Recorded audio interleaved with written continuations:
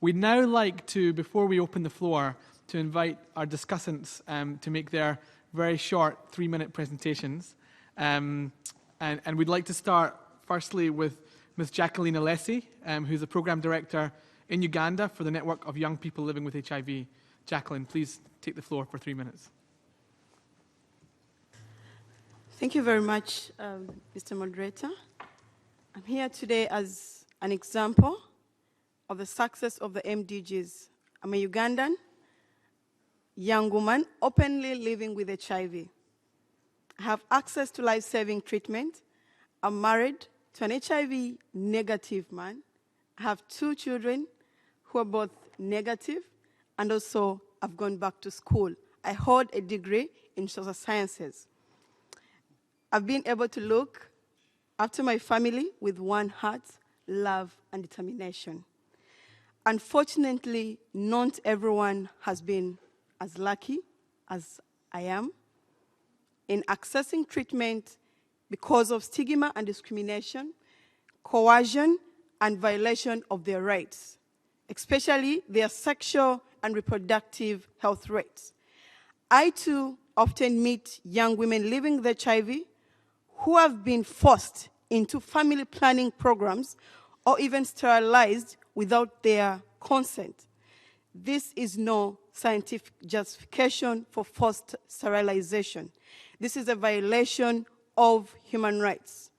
I urge you to make the voices of young women heard in the post-2015 agenda and to ensure access to safe, comprehensive sexual and reproductive health services delivered by knowledgeable, ethical, supportive, and qualified health service providers. For everyone, young, old, woman, man, HIV negative, HIV positive, we shall include sexual and reproductive health rates for all people in our goals for 2030. Over the last several months, civil society youth networks have developed a common strategy and coordinated messaging on the AIDS response and worked closely with UN and governments to engage in the post-2015 consultations. As unfinished MDG, the AIDS response must be prominently positioned in the post-2015 agenda. The UN family should consolidate its agenda, its outreach efforts, and engage as strategically as possible with the open working group. As a result of the civil society network's involvement in the global thematic consultation, a commitment to making the AIDS response forward was included in the final outcome document for population dynamics and inequalities and health. The UN and government should ensure sustainable space for young people, marginalized groups, and civil society in accelerated efforts to achieve the MDGs and in consultation process for the development of the process.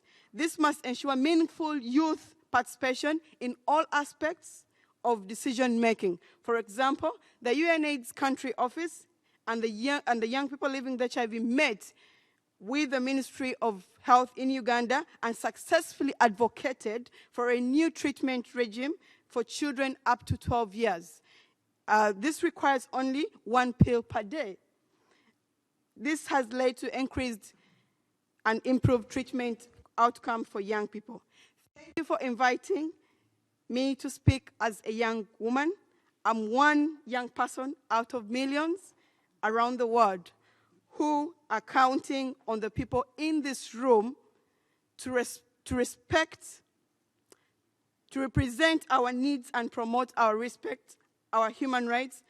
15 years from now, we expect to see a world that is free from AIDS, and we are ready to be partners in the process.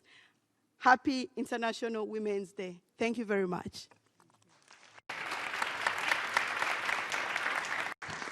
Thank you very much, Jacquelyn.